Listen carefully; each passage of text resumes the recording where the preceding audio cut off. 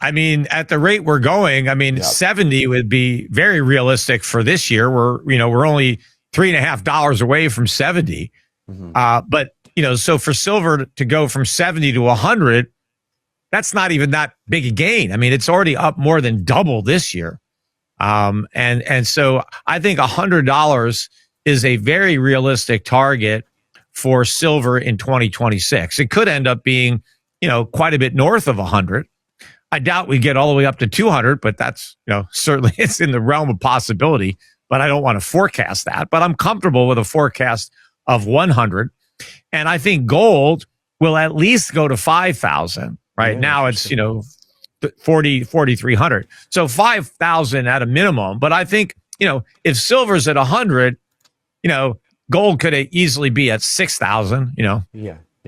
Obviously, I didn't know for a fact that it was going to happen. But it's not a shock to me that it is, because I did, as you pointed out, I did say that once we got above 50, which I thought was significant overhead resistance going back to 1980, that there'd be no more resistance and that would be just a big move up.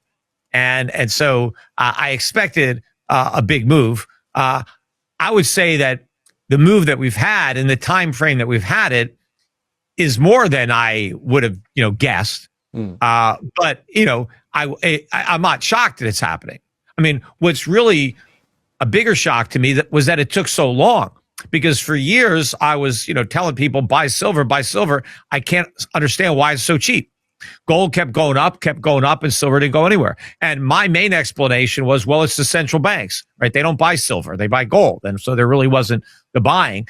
And so I don't know where the buying came from, to finally move silver. I don't think it was central banks. I think it was a private demand, but it finally showed up. I mean, people, I guess, looked at how cheap silver was and decided to buy it.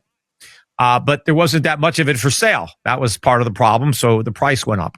And now that the price is going up, I think it's attracting more buying. In fact, gold has gone sideways. Gold hasn't made a new high in weeks, maybe a month. I forget when gold made its high, but silver just keeps going up and up, making new highs.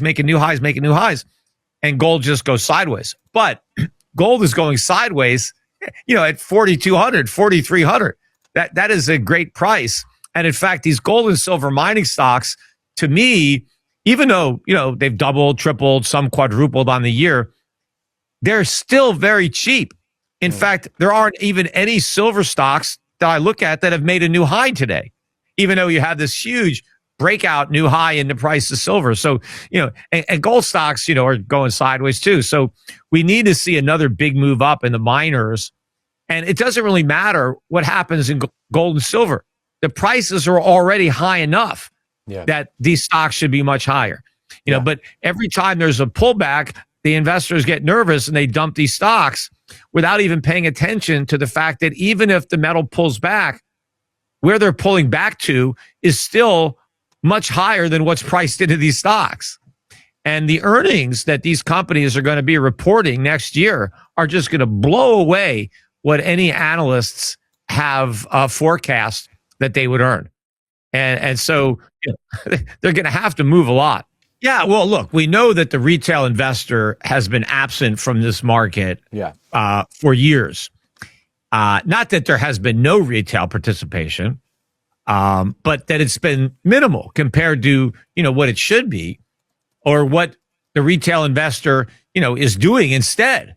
And one of the big distractions has been Bitcoin because of the way it's been marketed as digital gold, as an alternative to gold, as something that is superior to gold, that is gold only better, gold 2.0, given the way it's been marketed and given the relative returns.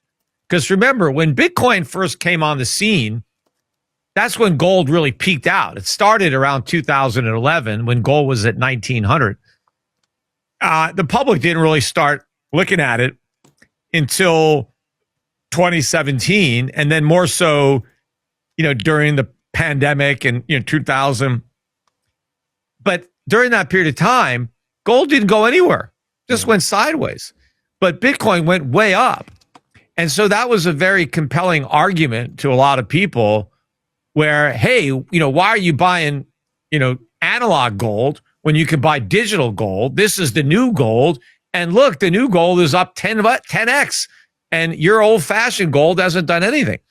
And so a lot of people that might have bought gold in 2019, 2020, 2021, 2022, 2024 even, bought Bitcoin instead.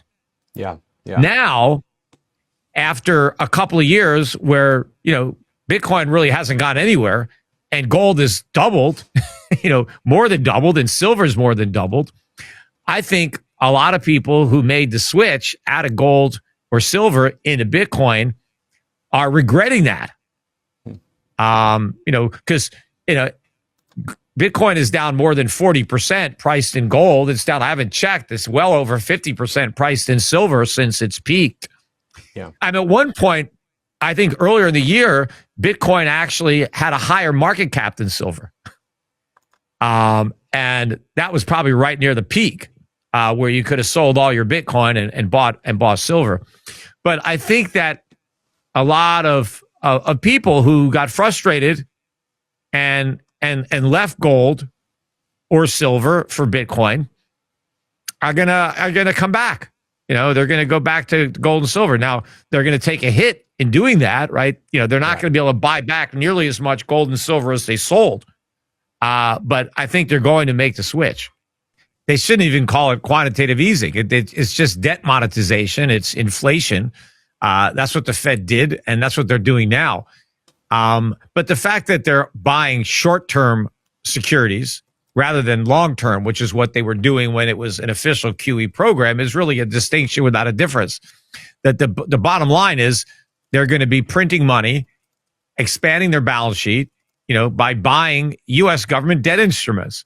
So that's inflation. That's debt monetization.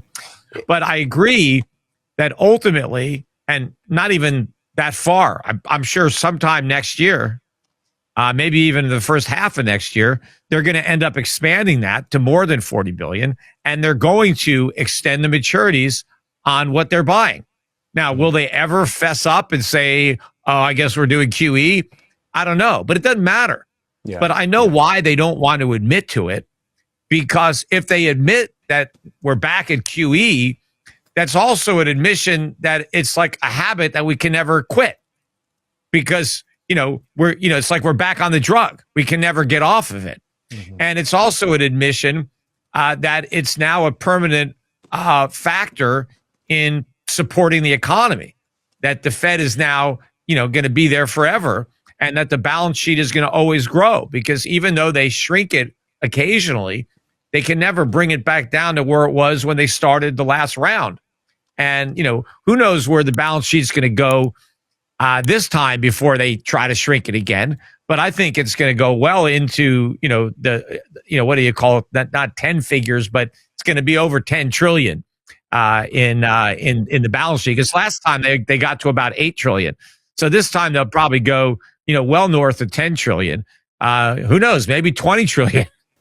Well, it's not about when does it start being a fiscal problem. It's always been a fiscal problem. The reason that the Fed is printing all this money is because we have massive deficits. Now, you can argue, what's the cart and what's the horse, or you just say it takes two to tango, but the government and the Fed are working together to rob the American public through inflation, right? That the government runs these massive deficits, which the Fed then monetizes. Whether they call it QE or not, that's what they do. And the Fed also helps supply a lot of credit into the market, which is also part of the inflation problem. We have excess consumer credit, and that bids up prices.